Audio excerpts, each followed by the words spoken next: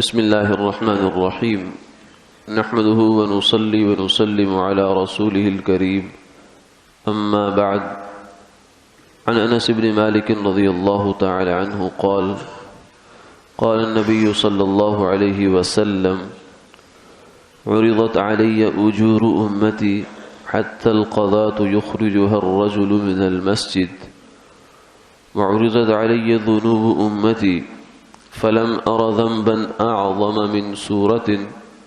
أو آية أوتيها رجل ثم نسيها أو كما قال عليه الصلاة والسلام۔ انس بن مالک رضی اللہ تعالی عنہ سے مروی ہے کہ رسول اللہ صلی اللہ علیہ وسلم نے یہ ارشاد فرمایا کہ مجھ پر میری امت کے ثواب اور اجر پیش کیے گئے، یہاں تک کہ وہ تکلیف دہ چیز جس کو آدمی مسجد سے نکال دے، اور مجھ پر میری امت کے گناہ بھی پیش کیے گئے۔ میں نے اس سے بڑا کوئی گناہ نہیں دیکھا کہ آدمی کو ایک سورت یا قرآن پاک کی ایک آیت عطا کی گئی ہو، پھر وہ اس کو بھلا دے۔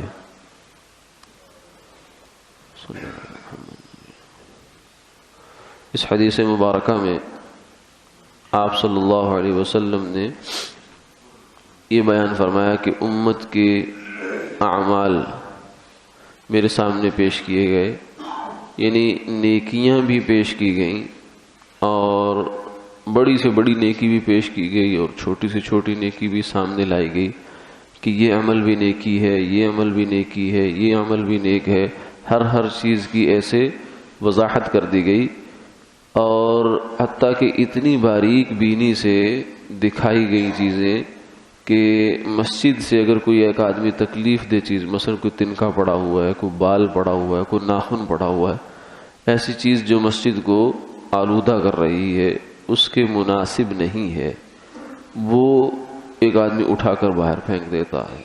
بعض دفعہ خیال بھی نہیں ہوتا کہ یہ کوئی میں نیک کام کر رہا ہوں، یا راستے پہ چلتے ہوئے کوئی تکلیف دہ چیز ہے اسے ہٹا دیتا ہے، اور ایک بے دھیانی میں ایسا کام کر گزرتا ہے، اسے خیال بھی نہیں ہوتا کہ میں کوئی اچھا کام کر رہا ہوں، لیکن یہ بھی اللہ کے ہاں نیکی شمار ہو جاتی ہے۔ تو یہاں تک بھی باریکی سے آپ صلی اللہ علیہ وسلم کو نیکیاں دکھائی گئی، اور دوسری جانب آپ کو گناہ دکھائے گئے۔ ان گناہوں میں فرمایا کہ چھوٹے گناہ بھی تھے، بڑے بھی تھے، لیکن سب سے بڑا گناہ جو مجھے اپنی امت کا دکھایا گیا وہ یہ ہے کہ آدمی قرآن پاک کو بھلا ڈالے۔ یعنی اللہ نے اس کو یہ نعمت دی کہ قرآن پاک کی کوئی ایک سورت یا ایک آیت، یعنی اتنے چھوٹے پیمانے پر بھی چاہے ایک آیت اس نے یاد کی اللہ کی توفیق سے، کیونکہ قرآن پاک کا یاد کرنا یہ سوائے اللہ کی توفیق کے اور کچھ نہیں ہے۔ ویسے تو ہر نیک کام اللہ کی توفیق سے ہے، لیکن بالخصوص قرآن پاک کا یاد کرنا یہ تو خالص ظاہر باطن ہر اعتبار سے اللہ ہی کی توفیق ہے، کیونکہ آدمی کوئی اور کتاب ایسے زبانی یاد نہیں کر سکتا جیسے آسانی سے قرآن پاک یاد کرتا ہے، اور یہ اللہ کی جانب سے اس کو سہولت ملتی ہے، تائید اور مدد ملتی ہے، تب جا کر ہوتا ہے۔ تو فرمایا کہ یہ اللہ کی جانب سے عطیہ ہے جس کو مل گیا، چاہے ایک سورت کی شکل میں ہو یا ایک آیت کی شکل میں ہو یا پورے قرآن پاک کی شکل میں ہو۔ تو جس کو یہ نعمت اللہ کی جانب سے مل گئی اور پھر اس نے غفلت برتی،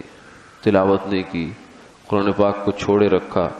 دیکھے ہی نہیں کبھی پلٹ کر کہ اللہ کا قرآن میرے پاس ہے، اس کی نعمت ہے، اور نتیجتاً کیا ہوا کہ وہ بھول گیا، اس کو اب یاد ہی نہیں ہے قرآن پاک،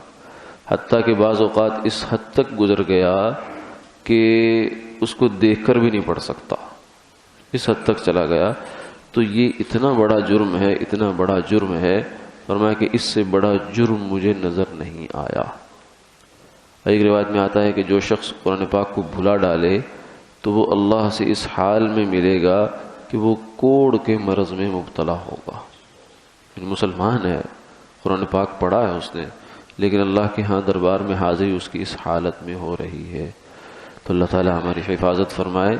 اور قرآن پاک جس کے پاس جتنا جس سطح پر اللہ نے اس کو دیا ہے